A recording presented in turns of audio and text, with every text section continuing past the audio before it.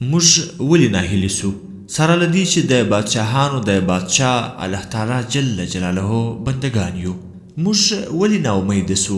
سربیره پر دې چې د الله تعالی جل جلاله د رحمت صفت د قهر د صفت څخه مخکې دی. موږ ولې اندېښنو او خفګانونو ته اجازه ورکړو؟ سربیره پر دې چې الله تعالی جل جلاله زموږ په ټولو حالاتو ښه خبر دی.